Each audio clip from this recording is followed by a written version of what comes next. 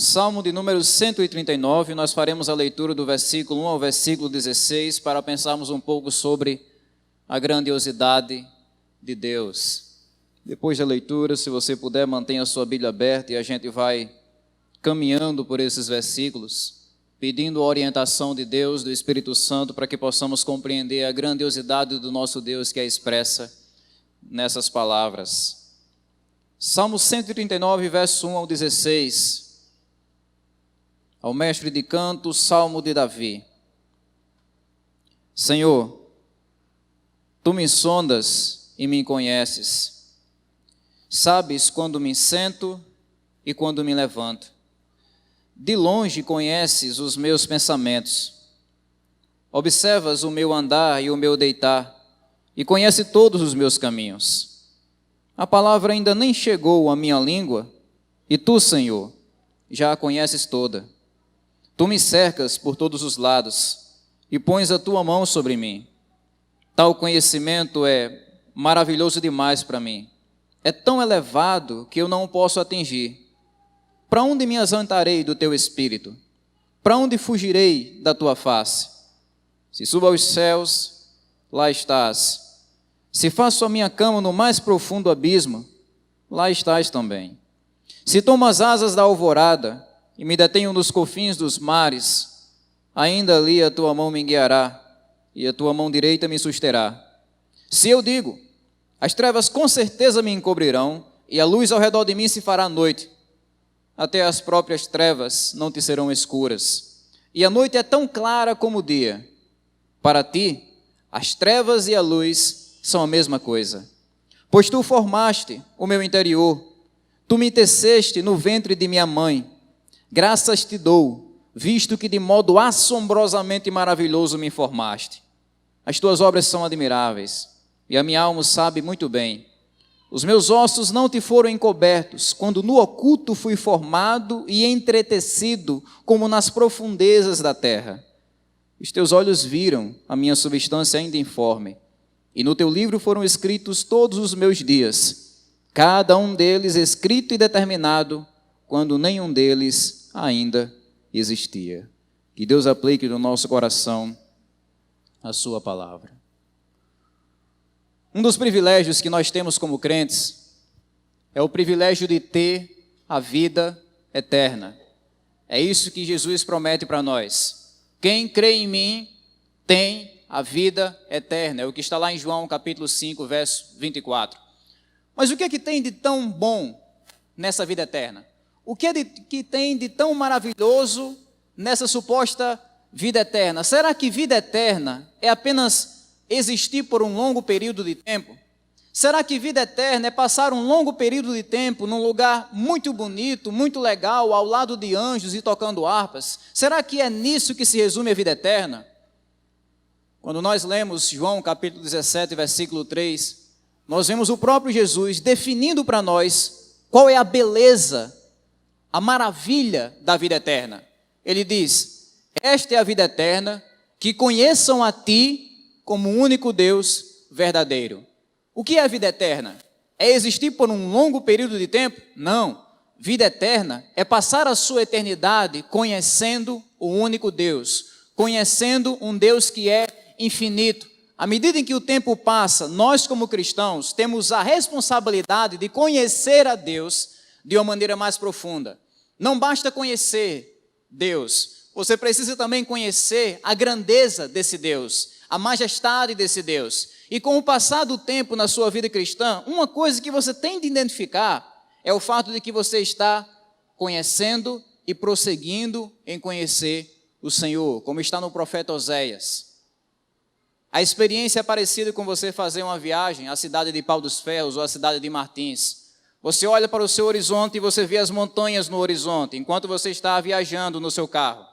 Aquelas montanhas, a princípio, parecem minúsculas, parecem pequenas, parecem que você pode pegar aquela montanha com o dedo mindinho e quebrar ela. Mas à medida que o tempo vai passando da viagem, você vai se aproximando daquelas montanhas, você vê que é o inverso. Você vê que aquela montanha é enorme. E quanto mais você se aproxima, mais você vê a grandiosidade daquela montanha. Quanto mais o tempo de viagem passa, mais você vê o quanto aquela montanha é grande e o quanto você mesmo é pequeno. À medida que o tempo passa na vida cristã, acontece algo parecido. Nós vamos enxergando a grandeza de Deus de uma maneira cada vez mais clara. E nós vamos enxergando o quanto nós somos pequenos.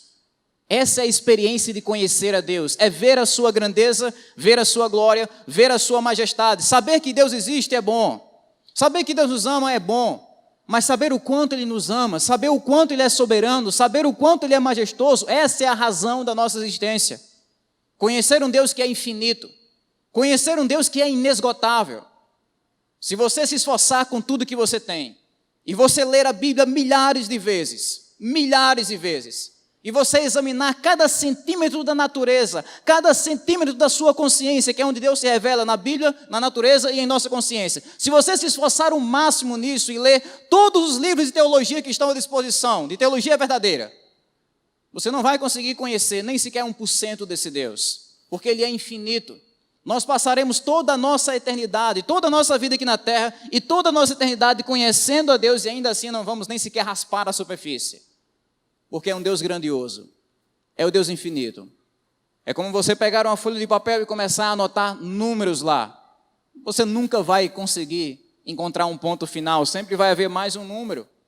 Conhecer a Deus é uma experiência parecida, você nunca vai esgotar esse conhecimento, você vai passar a sua vida aqui e a sua vida no céu conhecendo um Deus que é infinito. É isso que torna o céu tão glorioso. Não é pelos anjos que estão lá, ou pelas ruas de ouro, ou pela parte musical encantadora, ou pelos prazeres celestiais, mas principalmente a grandiosidade de Deus, do Deus que está lá. O Salmo 139 apresenta a grandiosidade de Deus de uma maneira clara. Eu confesso aos irmãos que eu me sinto muito limitado em falar sobre esse Salmo, ter a responsabilidade de usar a minha boca para falar com vocês sobre uma coisa que a minha mente nem sequer consegue alcançar, é um peso enorme. Mas nós podemos olhar para esses versículos, e ainda que não exaustivamente, ainda que não completamente, nós podemos entender algumas coisas que nos mostram a grandeza de Deus. Aqui, o salmista Davi vai falar sobre 3 evidências que mostram a grandeza de Deus: a grandeza do seu conhecimento, a grandeza da sua presença, a grandeza do seu poder. Deus, Ele é onipresente, Ele é onisciente, Ele é onipotente. Davi começa falando sobre o quanto o conhecimento de Deus ele é profundo, ele é grande. Ele diz: Senhor, Tu me sondas. O que significa sondar? Significa examinar, e examinar detalhadamente. Significa investigar as minúcias, significa observar os detalhes. O que Davi está dizendo aqui é que Deus, Ele não é um Deus indiferente ao seu estilo de vida, como se Ele não estivesse nem aí para o que você faz, ou a maneira como você leva a sua vida, como se Ele estivesse lá no céu ocupado demais para observar um ser como você ou como eu. Davi não está dizendo isso. Ele está dizendo: Deus, apesar da sua grandeza, da sua majestade, da sua glória, de controlar todo o universo, Ele é um Deus que me sonda, é um Deus que examina a minha vida. Percebam bem, Davi não está dizendo que Deus precisa investigar você para conhecer você. Ele não está dizendo isso. Deus conhece diferente da gente. Para a gente conhecer, a gente precisa pegar um livro, a gente precisa ler, a gente precisa investigar, a gente precisa meditar, a gente precisa assistir uma aula, e aí a gente alcança o conhecimento. Deus não precisa de livros, Deus não precisa de exame. Então por que Davi está dizendo aqui, Deus me sonda? Ele está mostrando aqui a profundidade do conhecimento de Deus, a pessoalidade de Deus. Deus é um Deus pessoal. Ele está dizendo isso: o Senhor me sonda. Ele não está dizendo uma linguagem generalizada, Deus sonda o mundo, Deus sonda o universo. Não, ele está usando linguagem estritamente pessoal. O Deus grandioso, Ele me sonda, Ele examina a minha vida em detalhes. Ele não é um Deus que não está nem aí para mim, Ele me sonda. E é por isso que Ele me conhece. O Senhor me sonda e me conhece. Se você fizer uma pesquisa na Bíblia da palavra conhecer, você vai ver que ela sempre está trazendo a ideia de intimidade. E essa é uma palavra que está aparecendo em todo o Salmo, a palavra conhecer. O Senhor me sonda e me conheces, conhece quando me sento, conhece quando me levanto, conhece o meu pensamento, conhece o meu andar, conhece o meu deitar, conhece os meus caminhos. A palavra nem chegou à língua e o Senhor conhece. Percebe que a palavra conhece sempre está aparecendo de novo e de novo e de novo. Ele está enfatizando aqui que o conhecimento que Deus tem da gente é um conhecimento profundo, extremamente profundo, íntimo. Quando a Bíblia diz, por exemplo, Adão conheceu a Eva e ela lhe deu filhos. O que isso quer dizer? Quer dizer intimidade que houve ali. Quando Jesus diz o juízo final, apartai-vos de mim, vós que praticais a iniquidade, porque eu não conheço vocês. O que Jesus está dizendo ali? Que ele não conhece? É claro que ele conhece. Mas ele está dizendo o seguinte, eu não tive intimidade com vocês. É isso que ele está ensinando. Então, quando o salmista diz, o Senhor me conhece, ele está dizendo, Deus, ele me conhece de uma maneira profunda, ele me conhece de uma maneira íntima. Deus conhece você melhor do que o seu melhor amigo, Deus conhece você melhor do que a sua esposa ou o seu marido, Deus conhece você melhor do que os seus pais, Deus conhece você melhor do que você mesmo. O conhecimento mais profundo da sua vida está acessível ao Deus que lhe sonda e conhece você. Por exemplo, veja como o conhecimento de Deus é profundo. Ele sabe tudo o que nós fazemos. O texto diz, sabe quando me sento e quando me levanto. Ele vai dizer mais tarde, observas o meu andar e o meu deitar e conhece todos os meus caminhos. Percebem como esses detalhes são minúsculos, são pequenos? Se você me perguntasse, Neemias, quantas vezes você se sentou durante esse dia? Eu sinceramente não sei. Neemias, quantas vezes você se levantou durante esse dia? Sinceramente, eu não sei. Mas Deus sabe. Deus conhece a nossa vida não de uma maneira generalizada, no sentido de que Ele conhece apenas o seu nome, sua família, seu trabalho, seu emprego, o dia do seu casamento, não apenas esses grandes eventos da nossa vida, mas até mesmo os pequenos detalhes da nossa vida são conhecidos por Deus. Deus, quantas vezes eu me sentei durante essa semana? Ele sabe. Quantas vezes eu me levantei da minha cama, da minha rede, do meu sofá? Ele sabe. Deus, quantos passos eu dei para chegar até esse local? Ele sabe. Deus, qual foi a distância entre cada passo? Ele sabe. Ele é um Deus que conhece detalhes da nossa vida que aparentemente são irrelevantes para nós. É um Deus que conhece a quantidade de cabelos que cai da nossa cabeça. Coisa que nem a gente sabe, Deus conhece. Ele conhece a gente de uma maneira profunda. Todas as nossas atitudes são plenamente conhecidas por esse Deus. Ele conhece a gente por dentro e por fora. Irmãos e amigos, é por isso que a hipocrisia nunca faz sentido diante de um Deus que conhece todas as coisas, diante de um Deus que conhece todas as suas atitudes. Eu posso ser um grande hipócrita diante de vocês, mas eu nunca vou conseguir ser um hipócrita diante de Deus. Eu posso ser uma coisa dentro da igreja e outra coisa fora da igreja, mas Deus vai me conhecer. Então aquela pessoa que é simpática, bem-humorada dentro da igreja, mas que em casa ela é rabugenta, ela é rude, ela é violenta, Deus conhece a hipocrisia dessa pessoa. Aquela pessoa que na igreja é a irmã mais abençoada do mundo, mas em casa ela é briguenta, ela maltrata os filhos, ela é preguiçosa dentro de casa, Deus conhece. Aquele jovem que é simpático, é abençoado, é bem aparentado, mas em casa é insubmisso aos pais, Deus conhece. Então, a máscara nunca funciona com um Deus que conhece todas as nossas atitudes. A gente nunca vai conseguir colocar uma máscara diante de Deus. É possível colocar diante de um irmão, é possível colocar diante de si mesmo essa máscara, mas ela nunca funciona diante de um Deus que conhece cada passo que você dá. Ele conhece tudo que nós fazemos, é por isso que não existem atores, não existem atrizes diante de Deus, não existem pessoas que tentam aparentar uma coisa para Deus e convencem Deus, porque Ele conhece o nosso sentar, o nosso levantar, os detalhes da nossa vida. Davi prossegue dizendo que Deus conhece também tudo que nós pensamos. Verso 2, a parte B diz, de longe conheces os meus pensamentos. Um Deus que conhece os seus pensamentos. A parte mais íntima da sua vida é os seus pensamentos. Eu posso conhecer suas preferências, eu posso conhecer os lugares que você frequenta, eu posso conhecer a sua maneira de falar, eu posso conhecer a sua aparência, eu posso conhecer a sua conversa, mas é impossível para mim como ser humano conhecer seus pensamentos, ou você conhecer os meus pensamentos. Não tem como. Os pensamentos são a parte mais íntima de quem nós somos. Eu posso colocar uma câmera e vigiar suas atitudes, mas não existe uma única máquina, com toda a tecnologia que nós temos, que possa ler os seus pensamentos. Não existe.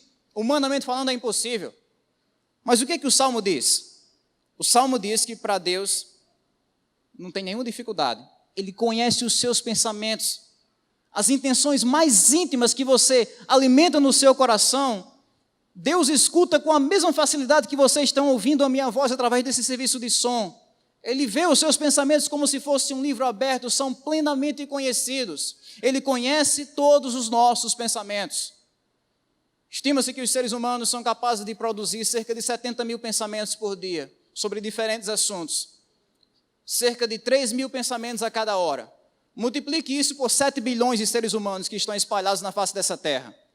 E tente imaginar um Deus tão grande que Ele é capaz de discernir, diferenciar, registrar, entender, interagir com cada um dos pensamentos de 7 bilhões de seres humanos na face da terra. Se 5 pessoas começarem a falar ao mesmo tempo, a gente nem sequer consegue diferenciar o que é que um está dizendo da outra pessoa. Mas Deus vê centenas e milhares de pensamentos e consegue diferenciar cada um deles com clareza. Ele conhece tudo aquilo que nós pensamos. Então, nunca devemos alimentar a ilusão de que os nossos pensamentos são apenas nossos pensamentos. Não. Os nossos pensamentos são uma TV ligada diante de Deus. Ele vê de uma maneira nítida, de uma maneira clara, aquilo que nós pensamos. Ele conhece não apenas aquilo que você faz com o seu corpo, ele conhece aquilo que você faz com a sua mente. Davi prossegue no verso 4 e no verso 5, dizendo que Deus conhece também tudo que nós dizemos. Verso 4 e 5.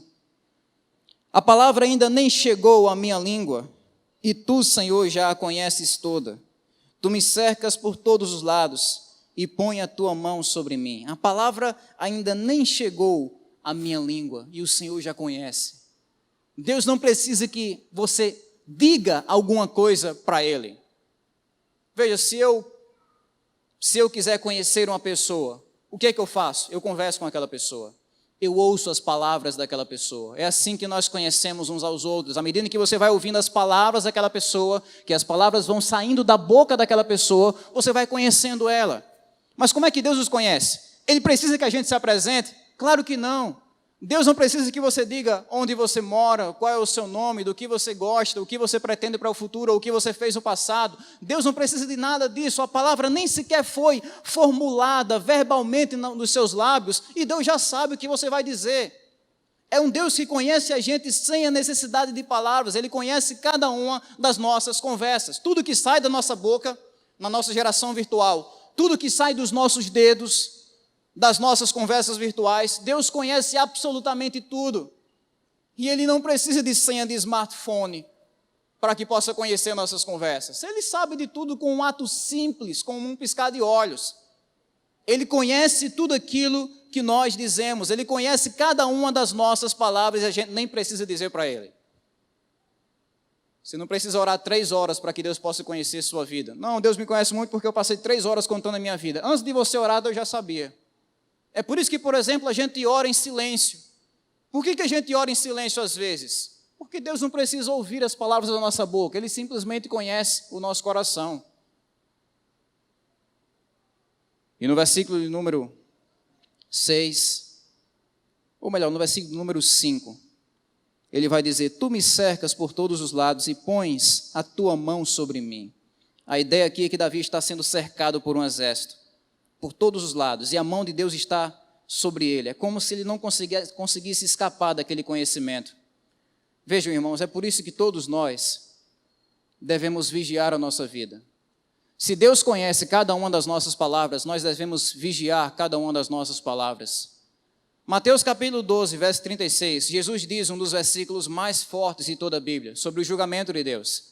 Ele diz que nós seremos julgados por cada palavra inútil que sair da nossa boca. Isso é grave, isso é intenso, isso é profundo. Deus não vai apenas julgar nossas atitudes, Ele vai julgar cada palavra que sai da nossa boca. Cada palavra inútil que a gente proferir, a gente vai prestar contas dela diante de Deus. Percebem isso? Essa é a gravidade do juízo de Deus. É por isso que nós devemos evitar aqueles famosos pecados da língua. A fofoca, quando tentamos espalhar uma notícia ruim pelo prazer de destruir, ou a difamação, quando temos o prazer de fazer a caveira da outra pessoa, do nosso próximo, ou a blasfêmia, quando usamos o nome de Deus de uma maneira vã, de uma maneira irreverente, ou a boca suja, a famosa boca suja, aquela pessoa que tem prazer em se expressar através de uma linguagem que é suja, que é baixa, tudo isso é reprovável aos olhos de Deus. E de um Deus que conhece todas as nossas palavras. De um Deus que conhece tudo o que nós dizemos. Se Deus conhece todas as nossas palavras, nós devemos então vigiar a nossa língua de uma maneira cuidadosa, a fim de não pecarmos contra Ele. E aí no verso 6, Davi ele vai fechar esse primeiro ponto, falando sobre como esse conhecimento é maravilhoso para ele. Tal conhecimento, diz Davi, é maravilhoso demais para mim. É tão elevado que eu não posso atingir. Percebem isso? Davi está dizendo que ele não consegue atingir esse conhecimento, ele consegue falar sobre isso, ele consegue pensar sobre isso, mas ele diz, Deus, eu nem sequer consigo alcançar, isso é tão elevado, eu sou apenas uma formiguinha na frente de um computador, eu não consigo entender a grandeza do Senhor de uma maneira completa, de uma maneira plena. Esse conhecimento ele é maravilhoso demais, ele é elevado demais. Como eu falei para vocês no início, essa é a grande dificuldade de um pregador. Se Deus me desse a mente de um querubim, se Deus me desse a língua de um serafim, se Deus me desse a eloquência de um arcanjo para conversar com vocês sobre a grandiosidade dele, eu não seria capaz de cumprir essa tarefa. Por quê? Porque é um conhecimento elevado, eu não posso alcançar. Ele é maior do que os homens, ele é maior do que a criação, é maior do que os anjos, ele é maior do que tudo. É um conhecimento que é maravilhoso. E é por isso que esse conhecimento de Deus nunca deve ser apreendido de uma maneira fria ou meramente intelectual. Nós não precisamos apenas decorar certos conceitos sobre quem Deus é, como se estivesse decorando fórmulas matemáticas. Não, nós precisamos conhecer a Deus de uma maneira experimental, de modo que esse conhecimento não é apenas apreendido pela nossa mente, mas também é transformador em nosso coração, transforma o nosso estilo de vida. Nós não devemos ser como o profeta Jonas. Se você submetesse o profeta Jonas a um teste de teologia, ele tiraria 10. Nós estivemos aqui expondo o livro de Jonas, alguns meses atrás, e uma das coisas que nós aprendemos é que o problema de Jonas não era falta de conhecimento. Jonas tinha conhecimento de sobra. Lembra quando os marinheiros acordaram Jonas? Quem é você? Qual é o seu Deus? Bom, eu sirvo ao Deus que criou os céus e a terra. Ele sabe quem Deus é. É tanto que quando ele pregou a palavra de Deus e o pessoal se converteu lá de Nínive, o que foi que aconteceu? Ele disse, olha Deus, eu sabia que o Senhor era um Deus misericordioso, eu sabia que o Senhor é um Deus que perdoa, é um Deus que demonstra graça. Ele conhecia Deus, mas aquele conhecimento que Jonas tinha como profeta não transformava o seu estilo de vida. E assim é a vida de muitos crentes, que até conhecem certas coisas sobre Deus, mas esse conhecimento não transforma o estilo de vida dele. Não transforma a sua maneira de viver. Davi não era assim. Davi ele era impactado, ele era extasiado, ele ficava atônito, fora de si com o conhecimento de Deus. Tal conhecimento é maravilhoso demais para mim, é tão elevado que eu não posso atingir. Se trata de conhecer a Deus de uma forma apaixonada. Nós cantamos um hino agora há pouco, que é literalmente as palavras do apóstolo Paulo, quando ele explodiu em gratidão a Deus, ao escrever a sua carta aos Romanos. Ele falou durante toda a sua carta sobre a grandeza de Deus, a grandeza da maldade do homem, a grandeza do Evangelho, a grandeza da eleição de Deus. E no capítulo 11 de Romanos, Paulo vai explodir no louvor a Deus, como Davi fez aqui no verso 6, né? Ele vai explodir, descrevendo o quanto esse conhecimento é apreciado por ele mesmo, de uma maneira pessoal. Romanos 11, 33 diz, ó profundidade da riqueza, tanto da sabedoria, como do entendimento, do conhecimento de Deus, quão inexplicáveis são os seus juízos, quão insondáveis são os seus caminhos, pois quem conheceu a mente do Senhor? Qual o ser humano vivo ou o anjo no céu capaz de dizer, eu conheço as profundezas da mente de Deus? Quem conheceu a mente do Senhor? Ou quem foi o seu conselheiro? Quem estava lá dizendo, Deus, crie um mundo, Deus, salve esse mundo através de Jesus Cristo, Deus, faça isso, faça aquilo. Quem foi o conselheiro de Deus?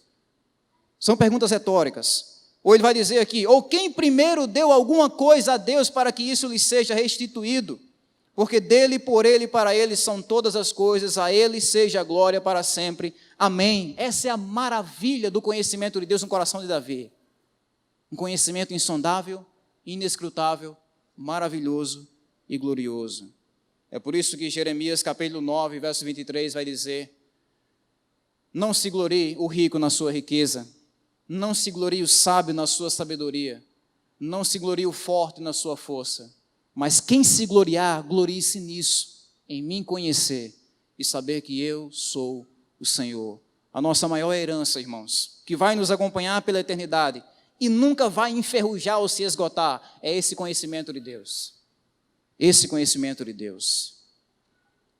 Depois de falar sobre a grandiosidade do conhecimento de Deus, Davi fala sobre a grandiosidade da presença de Deus, do verso de número 5 ao verso de número 12. Ele começa dizendo que a presença de Deus ocupa todo o céu. Versículo 7 ao 12, perdão. Para onde me ausentarei do teu espírito? Para onde fugirei da tua face? Se subo aos céus, lá estás. Se faço a minha cama no mais profundo abismo, lá estás também. Percebam que Davi está fazendo perguntas retóricas, como Paulo fez. Ele faz até uma referência à Trindade. Fala sobre a face de Deus e o Espírito de Deus como se fossem a mesma coisa, porque são Deus Pai, Filho e Espírito Santo. E ele vai dizer, para onde é que eu vou me ausentar do seu Espírito? É como se ele tivesse um dilema, né? Lidar com um Deus que conhece todas as coisas não é fácil. A tendência é a gente procurar um lugar para fugir. Então, se esse Deus conhece todas as coisas, eu preciso fugir dele. Eu preciso fugir desse Deus. É como se Davi estivesse levantando esse dilema para os seus inimigos. Ele diz, para onde eu me ausentarei do teu espírito? Para onde fugirei da sua face? Se eu subir aos céus, o Senhor está lá. O Senhor está no céu. É como se Davi se colocasse diante dos anjos e dissesse, por favor, me escondam da presença de Deus. Não tem como.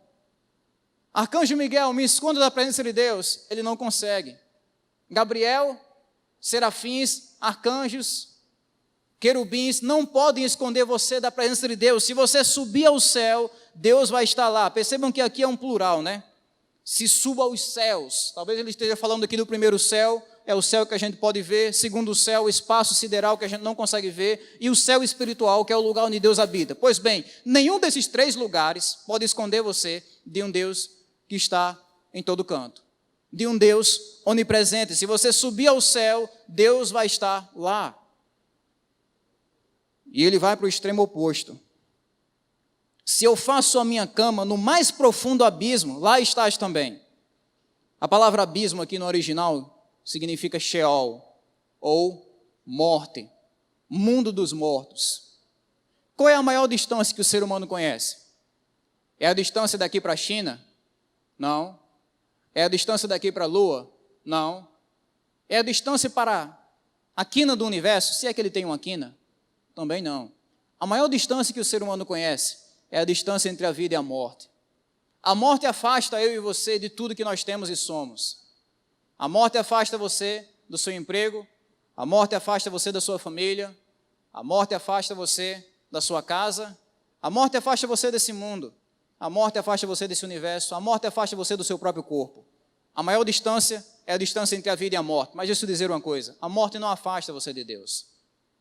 Ele diz, se eu fizer a minha cama, se eu ajeitar os lençóis no mundo dos mortos, e eu disser, Deus não vai me encontrar aqui, lá o Senhor está. Sabe, por isso que aquelas pessoas que infelizmente pensam no suicídio como uma maneira de fugir de Deus, elas estão enganadas. Elas tiram a própria vida, Deus continua lá. A morte não afasta a gente de Deus. Se eu fizer a minha cama no Sheol, no mundo dos mortos, até ali o Senhor vai estar. Davi está usando esses dois extremos. Se eu subir lá no céu e pedir para os anjos me esconderem, o Senhor vai estar lá. Se eu descer ao mais profundo abismo, se eu descer no profundo dessa terra, se eu passar do núcleo da terra e fizer a minha cama lá no mundo dos mortos, o Senhor vai estar lá. Não tem como se esconder de um Deus que está em todos os lugares. Lembram de Jonas, novamente, o profeta Jonas? Ele achava que podia fugir de um Deus que está em todos os lugares. Então Deus trouxe uma ordem para ele. Ele fugiu para o meio do mar. Com certeza, Deus não vai me encontrar aqui. Foi isso que ele disse. Deus encontrou ele no meio do mar. Então ele foi lançado nas profundezas do oceano. Talvez ele pensou, agora sim, Deus não vai mais me achar não. E Deus enviou um peixe e encontrou Jonas lá. E aí Jonas foi parar no ventre de um grande peixe. O lugar mais improvável de encontrar a presença de Deus. E Deus encontrou ele lá. Jonas 2, na oração que ele faz. A gente estudou isso. Perceba que não existe nenhum lugar nessa terra que possa nos esconder de Deus. Não tem como dar as costas a um Deus que está em todos os lugares. Ele vai dizer que não existe também nenhum lugar nessa terra, verso 9 ao 10. Se eu tomo as asas da alvorada e me detenho nos confins dos mares, ainda ali a tua mão me guiará e a tua mão direita me susterá. Talvez alguns de vocês tenham o costume de acordar pelas 4 da manhã, colocar o seu tênis, sair da sua casa e caminhar pela BR, caminhar pelas ruas da nossa cidade. E um dos privilégios que você tem ao fazer isso é ver a alvorada, é ver o nascer do sol.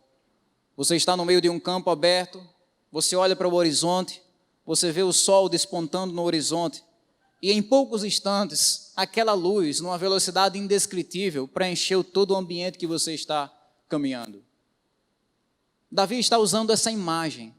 Ele está dizendo o seguinte: olha, se eu pegar carona na luz, se eu pegar carona na alvorada, no nascer do sol, se eu viajar para o outro lado do oceano, na velocidade da luz, ainda assim, quando eu chegar lá, o Senhor vai estar comigo. A sua mão vai estar me sustentando.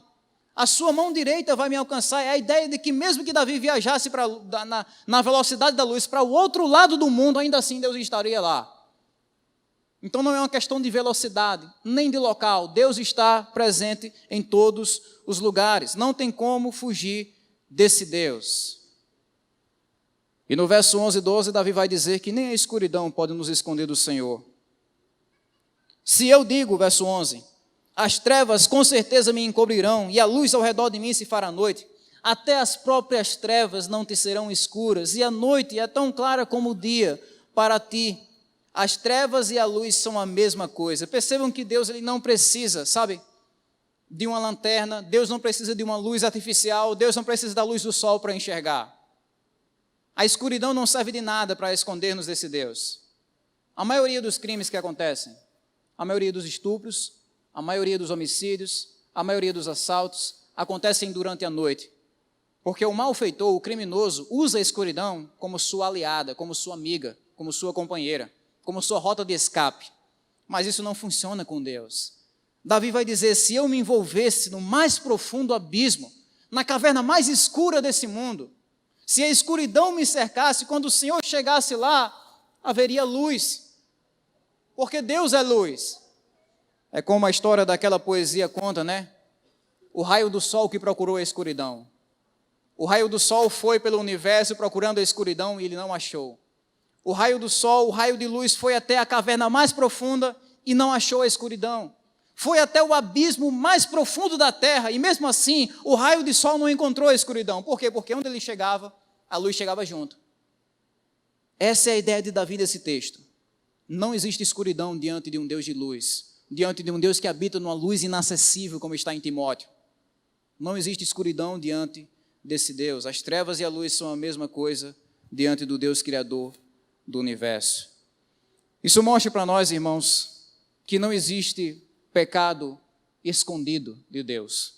Se eu pudesse resumir em uma frase tudo que Davi está dizendo nesse salmo, numa linguagem acessível, eu usaria a seguinte frase: Deus não é cego, Deus não é surdo. Ele vê, Ele ouve, Ele se movimenta, Ele sempre alcança você.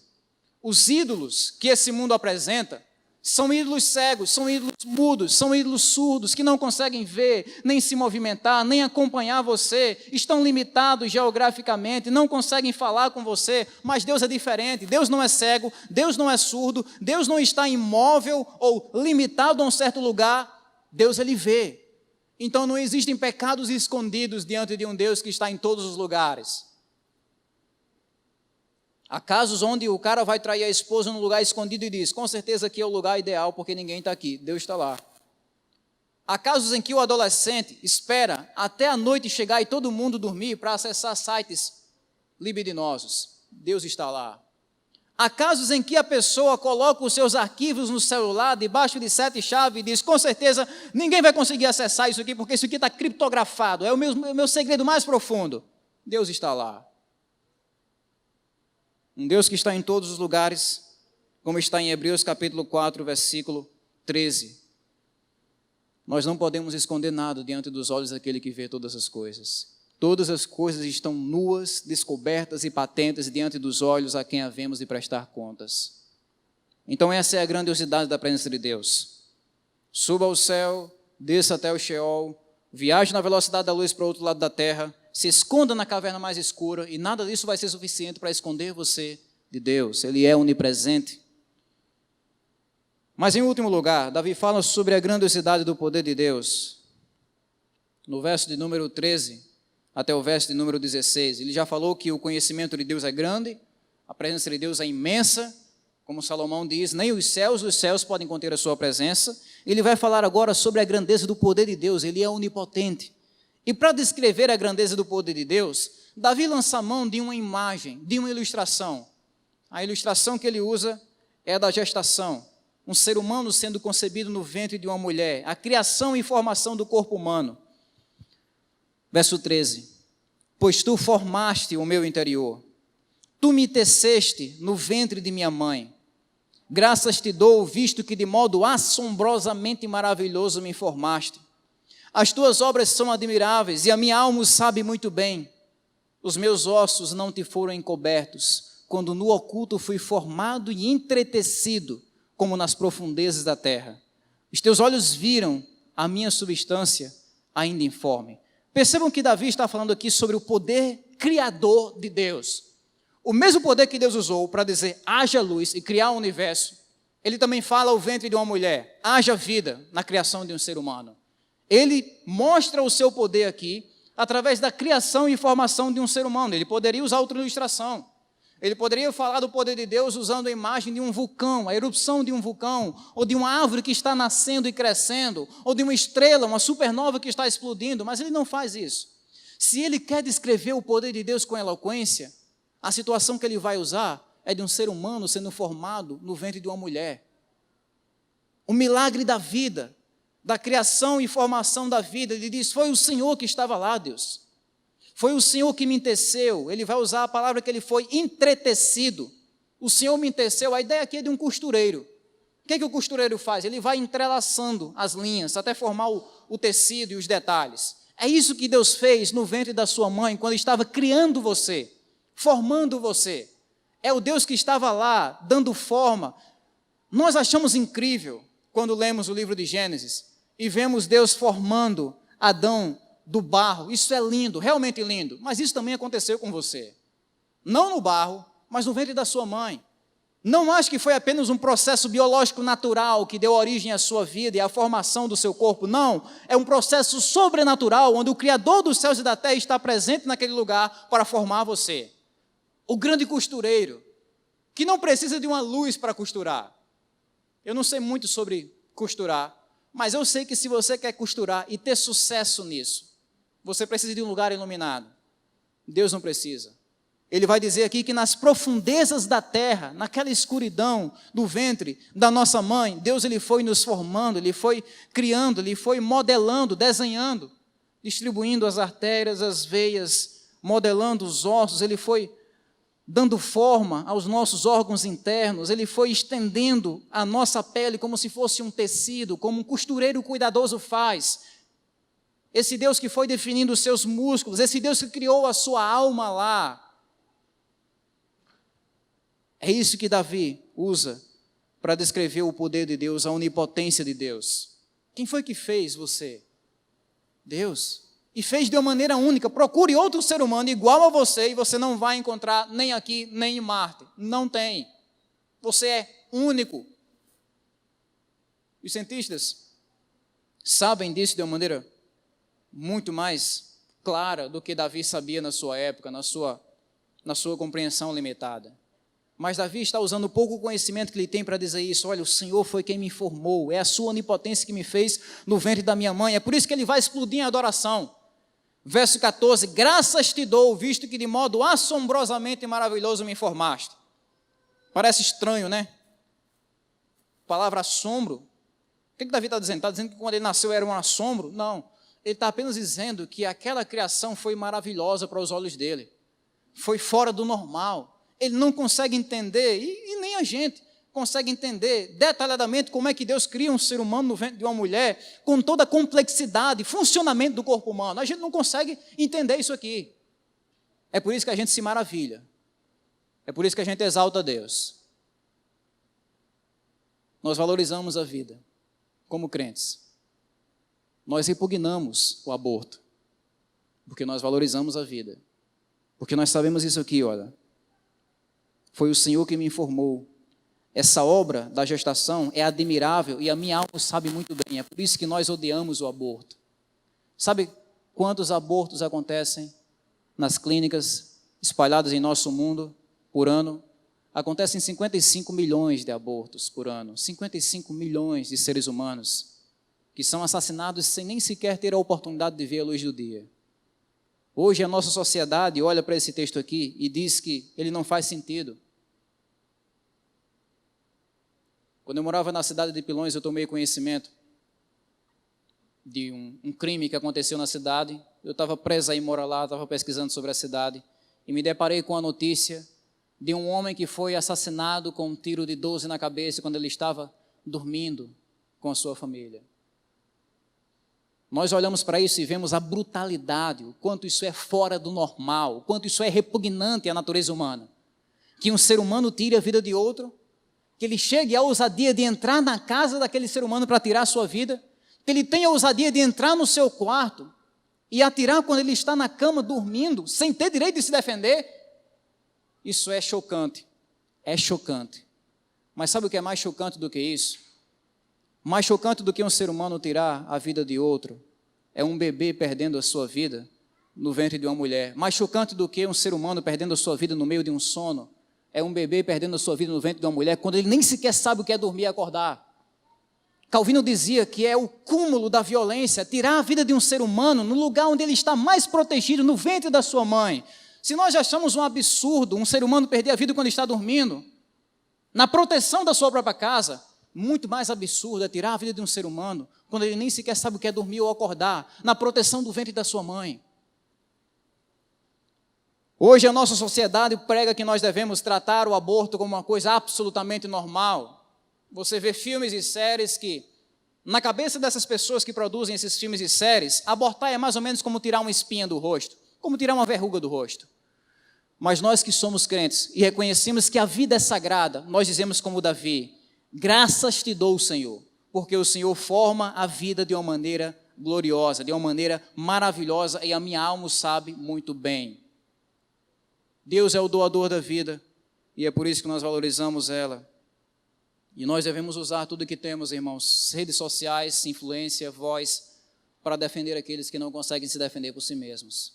Para pregar que a vida, ela é valiosa, mesmo quando ela é do tamanho de um caroço de feijão. Ela é valiosa aos olhos de Deus. Nós vamos prosseguir no texto, para a gente encerrar. Nós podemos ver a glória do poder de Deus não apenas na criação da vida, mas na condução da vida. Verso 16, é o nosso último verso. Os teus olhos viram a minha substância ainda informe, e no teu livro foram escritos todos os meus dias, cada um deles escrito e determinado quando nenhum deles existia. Deus não apenas criou você e disse, tudo bem, agora você se vira por você mesmo. Não. Ele norteou, conduziu, escreveu, decretou, determinou todos os seus dias antes de você nascer. Antes de você nascer, antes dos seus pais nascerem, antes desse mundo existir, o texto diz que Deus tem um livro, é uma imagem talvez para a mente de Deus. Ele tem um livro, e nesse livro está escrito todos os seus dias. Seu nascimento, seu crescimento, sua morte, sua salvação ou perdição, tudo está nesse livro. É a ideia de que Deus, Ele não apenas nos criou e nos abandonou, mas Ele nos criou e cuidou de nós, nos amou, nos sustentou. É nisso que nós podemos ver o poder de Deus. Nós somos criados e somos sustentados por esse Deus. Que Deus aplique no nosso coração a sua palavra, irmãos, e que possamos prosseguir em conhecer o Senhor. Uma tarefa que nós começamos aqui e que nós não vamos terminar nem mesmo na eternidade. Que nós possamos conhecer a grandeza do conhecimento de Deus, que conhece o que fazemos, pensamos e dizemos, que possamos conhecer a grandeza do poder da presença de Deus, que está nos céus, no mundo dos mortos, em toda a terra, e a grandeza do poder de Deus, que pode ser vista, pelo simples fato de você se olhar no espelho, do Deus que criou você, que desenhou você, que modelou você e que sustenta você em cada dia da sua vida. Que Deus nos abençoe e que o Espírito Santo dele use esse texto a fim de abrir o nosso entendimento para a grandeza do nosso Deus.